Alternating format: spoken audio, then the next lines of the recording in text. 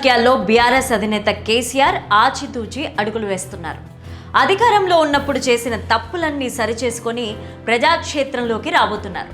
గతంలో కొందరివాడిగా ఉన్న కేసీఆర్ ఇప్పుడు అందరివాడిలాగా మారడానికి గల కారణాలేంటి? అధికార పార్టీని ఇకపై విడిచిపెట్టనంటూ కేసీఆర్ చేసిన వ్యాఖ్యల వెనుక ఉన్న ఆంతర్యం ఏంటి? ప్రత్యక్ష రాజకీయాల్లోకి కేసీఆర్ వస్తే తెలంగాణ రాజకీయాల్లో ఎలాంటి మార్పులు చోటు చేసుకుంటాయి? మీ తెలుగు అప్డేట్స్లో చూసేయండి.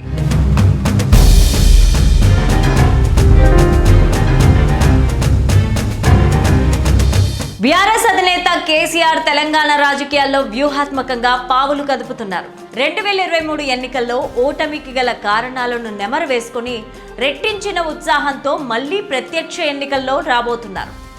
గతంలో కేసీఆర్ పైన పలు విమర్శలున్నాయి. ఎవరిని కలవరు, ఎవరితో మాట్లాడరు, సమస్య చెప్పుకుందామని వెళితే సమయం ఇచ్చేవారు కాదని పలువురు నేతలు బాహాటంగానే విమర్శలు చేశారు. ఎంతో ప్రేమతో కలవడానికి వచ్చిన ప్రజలను కేసీఆర్ పట్టించుకోకుండా అవమానపరిచారనే అపనింద ఆయనపైన ఉంది. అసెంబ్లీ ఎన్నికల్లో బీఆర్ఎస్ ఓటమికి గల కారణాల్లో ఇది కూడా ప్రధాన అంశమని కేటీఆర్ పలు సమావేశాల్లో చెప్పారు. దేశ ప్రధానినైనా కలవచ్చు, కానీ కేసీఆర్ను మాత్రం కలవలేమని ప్రతిపక్షాలు ఓ రేంజ్లో ప్రచారం చేశాయి.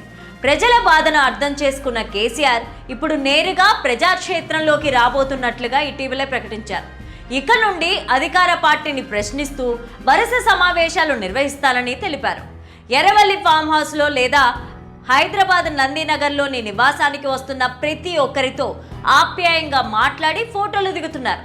దీంతో కేసీఆర్ అభిమానులు సంబరాలు చేసుకుంటున్నారు.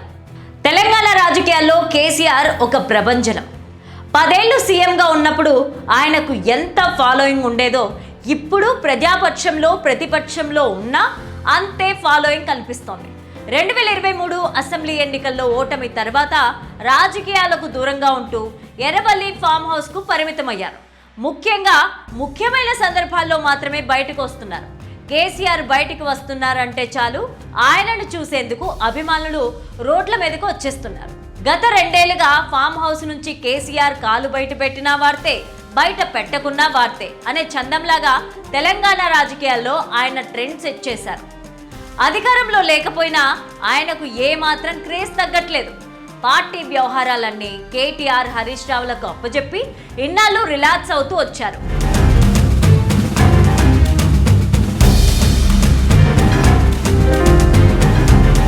పంచాయతీ ఎన్నికల తర్వాత కేసీఆర్ తెలంగాణ భవన్లో పాలమూరు, రంగారెడ్డి ప్రాజెక్టుల మీద మాట్లాడుతూ కాంగ్రెస్ ప్రభుత్వం పైన పలు విమర్శలు చేశారు. గత 2 ఏళ్లలో కేసీఆర్ కొన్ని సందర్భాల్లో మాట్లాడినప్పటికీ ప్రభుత్వాన్ని పెద్దగా ప్రశ్నించింది లేదు. కానీ మొన్నటి ప్రసంగంలో ఉద్యమకాలం నాటి పాత కేసీఆర్ను మళ్లీ చూశామని అంతా అనుకుంటున్నారు. తనదైన శైలిలో ప్రభుత్వాన్ని విమర్శించి తెలంగాణ రాజకీయాల్లో మళ్లీ వేడి పుట్టించారు. కేసీఆర్ స్పీచ్కు టీవీల ముందు జనాలు కదలకుండా చాలా రోజుల తర్వాత మళ్ళీ ఓ కథలాగా విన్నారని బయట పబ్లిక్ టాక్ నడుస్తోంది. ఒక్క స్పీచ్తో కాంగ్రెస్ దండు మొత్తం కదిలింది. కేసీఆర్ క్రియాశీల అసెంబ్లీకి వస్తున్నారని వార్తలు ప్రచారం అవడంతో కాంగ్రెస్ నాయకులంతా కూడా ఎగ్జామ్ కోసం ప్రిపేర్ అయినట్టు అసెంబ్లీకి ఆ రేంజ్లో ప్రిపేర్ అయ్యి వచ్చారట.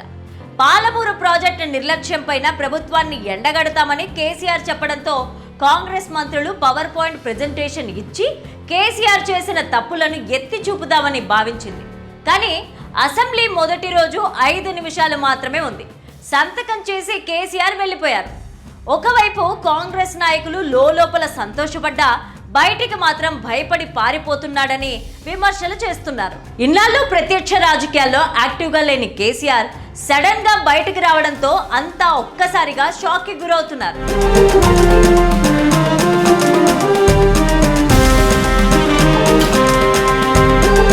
కాంగ్రెస్ పార్టీ అధికారంలోకి వచ్చి 2 ఏళ్లు పూర్తయింది. ఇటీవలే జరిగిన పంచాయతీ ఎన్నికల్లో కాంగ్రెస్ అభ్యర్థులు 50% మాత్రమే ఎన్నికల్లో గెలుపొందారు. 40 నుంచి 45% ఇతర పార్టీలు, ఇండిపెండెంట్లు గెలిచారు. దీంతో కాంగ్రెస్ పార్టీ పైన జనాలు గుర్రుగా ఉన్నారని తెలుస్తోంది. ఇదే జోరును కంటిన్యూ చేసి 2028లో జరిగే ఎన్నికలకు ఇప్పటి నుంచే సిద్ధం చేయాలని బీఆర్ఎస్ నాయకులు భావిస్తున్నారట. స్వయంగా కేసీఆర్ ఇకపైన తానే స్వయంగా బహిరంగ సభలకు అటెండ్ అయి జనాలను సంఘటితం చేస్తానని చెప్పారు.